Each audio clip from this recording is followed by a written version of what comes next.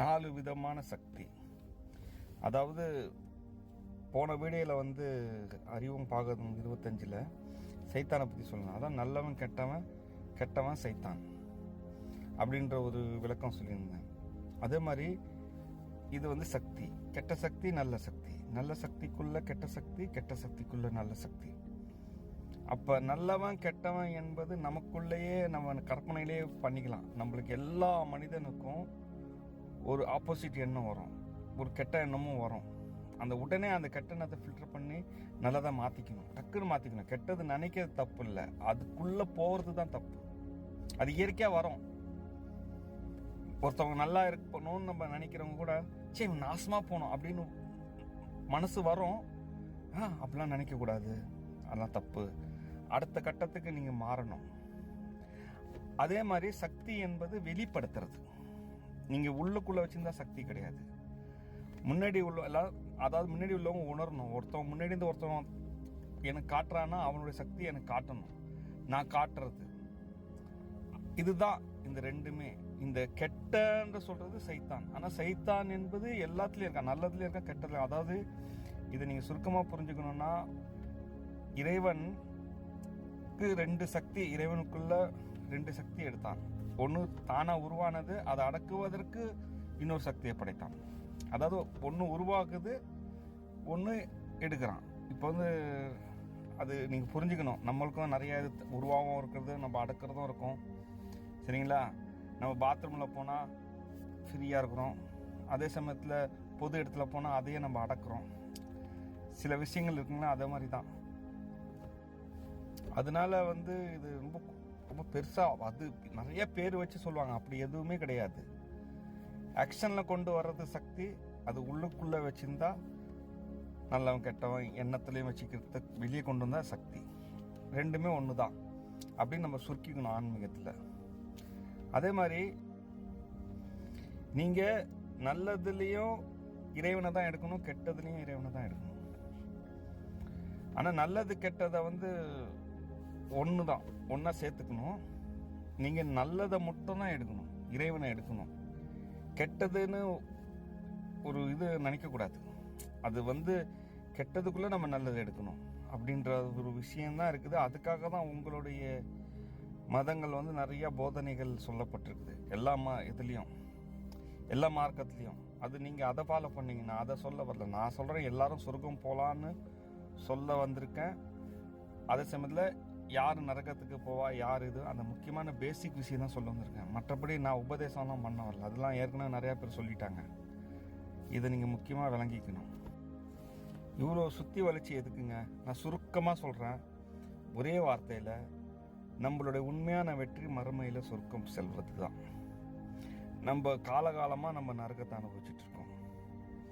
அதில் இறுதியாக முஸ்லீமாக பிறந்தவங்களுக்கு இறுதி வாய்ப்பு, அவ்வளோதான். அதுக்கப்புறம் அவங்க இந்த உலகத்திலேயே நரகத்தை அனுபவிச்சுட்டே இருப்பாங்க. அந்த இதை மறுபடி தொடவே முடியாது. அதாவது மறுபடி மனித பிரிவு எடுக்க முடியாது. மற்றவங்களுக்கெல்லாம் அந்த வாய்ப்பு இருக்குது. சரிங்களா? இப்போ அந்த நரகம் என்பது தான் சைத்தான்னு வச்சுங்க. இப்போ நம்ம இந்த உலகத்தில் இருக்கிறோன்னா நரகத்தில் இருக்கிறோம், அவ்வளோதான். இதுலேருந்து இந்த சொர்க்கத்தை எடுக்கணும்னா அந்த சொர்க்கம் தான் இறைவன், அவ்வளோதான். அந்த சொர்க்கத்துக்கு போயிட்டோன்னு வச்சுங்களேன், அங்கே அது சொர்க்கத்தை பற்றி நான் அப்புறமா அது எவ்வளோ, ஏன்னா இந்த மதங்களில் சொல்லுவாங்க சொர்க்கம் இப்படி இருக்கும் அப்படி இருக்கும்னு எழுதப்பட்டிருக்கும் மதங்களில் இப்படி இப்படின்னு. அது ஆர்டிஃபிஷியலாக அதை செஞ்சிடலாம், நரகத்தையும் செஞ்சிடலாம், சொர்க்கத்தையும் செஞ்சிடலாம். ஆனால் அந்த சொர்க்கத்தில் அந்த ஆர்டிஃபிஷியலாக கொடுத்த பிறகு உங்களுக்கு பொழுதுபோக்கிறதுக்கான இந்த அம்சம் அந்த மொபைல்லாம் இருக்காது. ஏன்னா அவங்க அதில் சொல்லலைல்ல, ஒரு மொபைல்னு ஒன்று வரும், அதெல்லாம் நீங்கள் என்ன வேணால் பார்த்துக்கலாம் அப்படிலாம் சொல்லலை, அந்த மாதிரி. ஸோ இது அது அப்படி இல்லை. சொர்க்கம், அந்த சொர்க்கம் ரொம்ப சுகமானது. ஸோ இதுதான் இதை தான் இவ்வளோதான் நம்ம சுருக்கிக்கணும். இதெல்லாம் ரொம்ப குழப்பிக்கூடாது. சரிங்களா? இவ்வளோதான். சரி, இதுக்கப்புறம் அடுத்த ஒரு சாப்டரில் பேசுகிறேன். முக்கியமாக அந்த சக்தியை பற்றி ஒரு 2 வரியில் முடிச்சிடுறேன். இந்த கோயில், பள்ளிவாசல், சர்ச்சு, இன்னும் எத்தனை மதங்கள் இருக்கோ அத்தனை இடத்துக்கு, புனித ஸ்தானத்துக்கு நம்ம போகும்போது புத்தர் அந்த இது எல்லாம் போனாலும் ஒரு நல்ல சக்தி பிறக்குது. அது எப்படி? அப்போ அங்கே ஒரு சக்தி இருக்குதா, அந்த தெய்வ சக்தினா அது எப்படின்னா, இந்த நம்ம எல்லா அறிவும் ஒன்று தான். ஒன்று ஆக்குனா தான் அது 10ஆம் அறிவாகும். அவங்க அம்மா அப்பாவுடைய மொத்த இந்த உலக மக்கள் அனைவரும் சேர்ந்தால் தான் ஒரு அறிவு. நம்ம இறைக்கப்பட்டிருக்கும் இந்த அறிவு. ஸோ அந்த அறிவு எல்லாம் ஒரு ஒரு ஒரு நல்ல கோட்டில் சேருதுங்களா. அப்போ அந்த கோயிலெலாம் போனாங்கன்னா வச்சுங்களேன், அந்த நேரம் மனசை நல்லா மாற்றுவாங்க, எல்லாரும் ட்ரை பண்ணுவாங்க. அதான் அந்த கெட்ட அந்த எண்ணங்கள்லாம் எடுக்க முயற்சி பண்ணி நல்ல எண்ணமாக நினைப்பாங்க. ஐயோ கோயிலில் வந்துட்டு இப்படி தப்பாக யோசிக்கக்கூடாதுன்னு எல்லாரும் அங்கே வந்து அந்த யோசிக்கும் போது அந்த நல்ல எண்ணங்கள் வரும் பொழுது அந்த நல்ல எண்ணங்கள்னால நமக்கு எல்லாம் கனெக்ட் இருக்குது. இந்த பிரபஞ்சம் இருக்குங்களே, இந்த பிரபஞ்சமும் நம்மளுடைய அறிவுக்கோ எல்லாம் ஒரு கனெக்டு தான். இது எதுவுமே வேறு கிடையாது. ஏன்னா எதுவுமே இல்லாதலேருந்து இது உருவானது தான் அனைத்தும். அப்போ வந்து அது எல்லாமே கனெக்டிவில் தான் இருக்குது. இது நல்லா ஞாபகம் வச்சுங்க.